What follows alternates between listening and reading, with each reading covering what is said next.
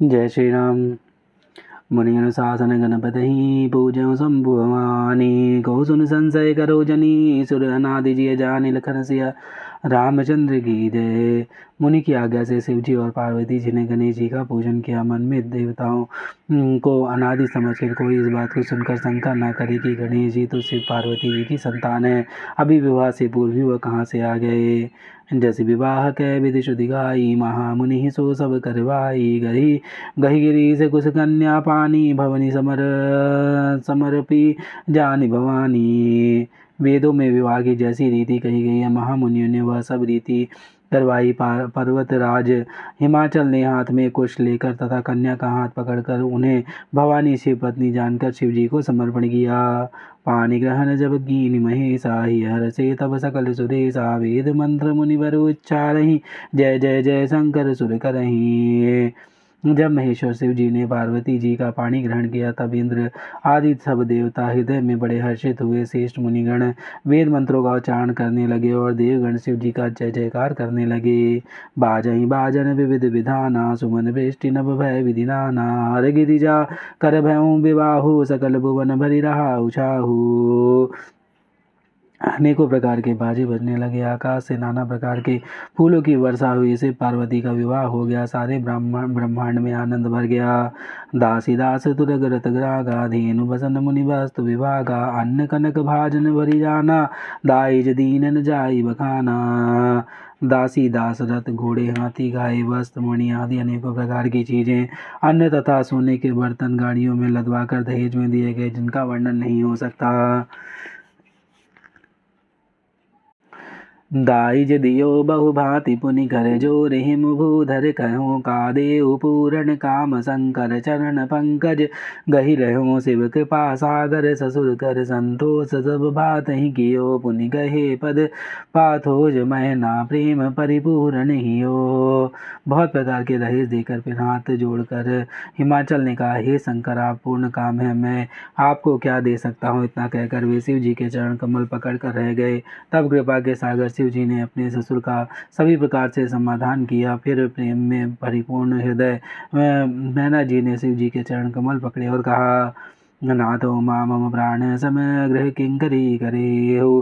क्षमो सकल अपराध अब होई प्रसन्न बर देहु, लखन सिया रामचंद्र की जय। हे नाथ यह उमा मुझे प्राणों के समान प्यारी है, आप इसे अपने घर की टहलनी बनाइएगा और इसे सब अपराध क्षमा करते रहिएगा। अब प्रसन्न होकर मुझे यही वर दीजिए। बहुविधि शंभु सास समुझाई, गमनी भवन चरण सिरुनाई। जननी उमा बोलई तब लीनी, लय उचंग सुंदर सिख दीनी। शिव जी ने बहुत तरह से अपनी सास को समझाया। तब वे शिव जी के चरणों में सिर नवाकर घर गई। फिर माता ने पार्वती जी को बुला लिया और गोद में बैठाकर यह सुंदर सीख दी, करहु सदा शंकर पद पूजा। नारी धर्म पति देउ न दूजा, भजन कहत भरे लोचन बारी। बहुरी लाई उरली निगुमारी। हे पार्वती तू सदा शिव जी के चरणों की पूजा करना, नारियों का यही धर्म है। उनके लिए पति ही देवता और कोई देवता नहीं है। इस प्रकार की बातें कहते कहते उनकी आंखों में आंसू भर आए और उन्होंने कन्या को छाती से चिपटा लिया। कत विधि सुजी नारी जग माही, पराधीन सपनों सुख नाही। भय अति प्रेम विकल महतारी, धीरज की निकुसमय विचारी। फिर बोली, विधाता ने जगत में स्त्री जाति को क्यों पैदा किया, पराधीन को सपने में भी सुख नहीं मिलता। यूँ कहते हुए माता प्रेम में अत्यंत विकल हो गई, परंतु कुसमय जानकर दुख करने का अवसर ना जानकर उन्होंने धीरज धरा। पुनि पुनि मिलति परति गई चरना, परम प्रेम कछु जाई न बरना। सब नारही मिली भेंट भवानी, जाई जननी उर पुनि लपटानी। मैना बार बार मिलती है और पार्वती के चरणों को पकड़कर गिर पड़ती है। बड़ा ही प्रेम है, कुछ वर्णन नहीं किया जाता। भवानी सब स्त्रियों से मिली भेंट कर फिर अपनी माता के हृदय से जा लिपटी। जननी बहुरी मिली चली, उचित असीस सब काहू दई। फिर फिर बिलोकति मातु तन सब, तब सखील शिव पही गई। जाचक सकल संतोष शंकर, उमा सहित भवन चले। सब अमर हर से सुमन बर सही, निशान नभ बाजे भले। पार्वती जी माता से फिर मिलकर चली। सब किसी ने उनको योग्य आशीर्वाद दिया। पार्वती जी फिर कर माता की ओर देखती जाती हैं। तब सखियाँ उन्हें शिव जी के पास ले गई। महादेव जी सब याचकों को संतुष्ट कर पार्वती को साथ घर कैलाश को चले।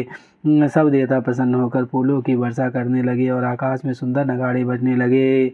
चले संग हिमवंतो तब पहुँचा वन अति हेतु विविध भांति परितोष करी विदा कीन विष केतु लखन सिया रामचंद्र की जय। तब हिमवान अत्यंत प्रेम से शिव जी को पहुँचाने के लिए साथ चले। विष केतु शिव जी ने बहुत तरह से उन्हें संतोष कराकर विदा कराया।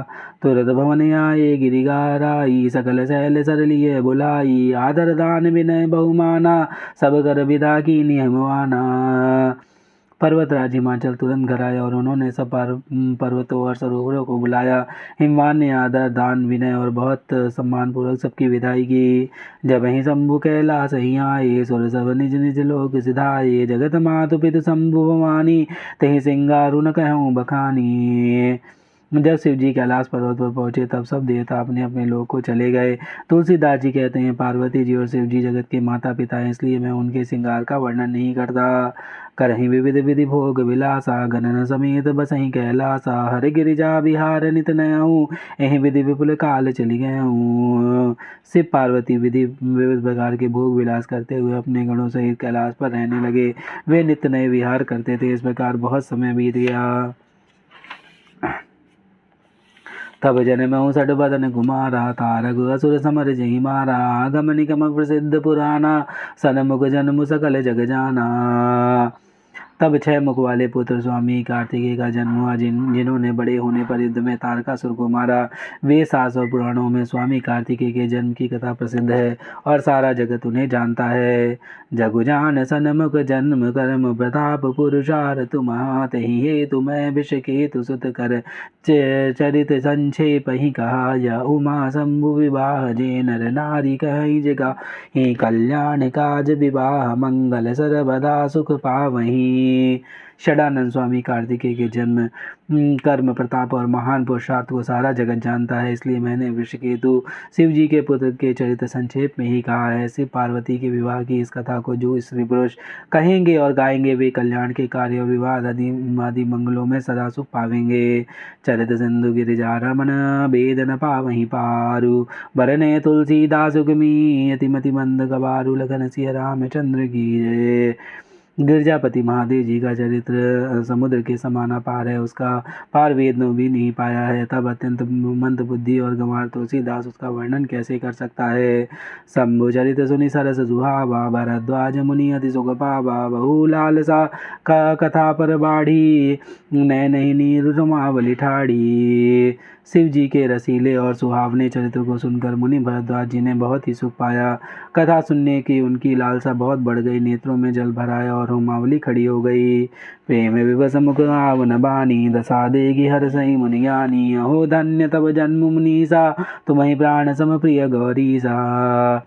वे प्रेम में मुग्ध हो गया, मुख से वाणी नहीं निकलती। उनकी यह दशा देखकर ज्ञानी मुनि याज्ञवल्क बहुत प्रसन्न हुए और बोले, हे मुनि चाह तुम्हारा जन्म धन्य है, तुमको गौरीपति शिव जी प्राणों के समान प्रिय हैं।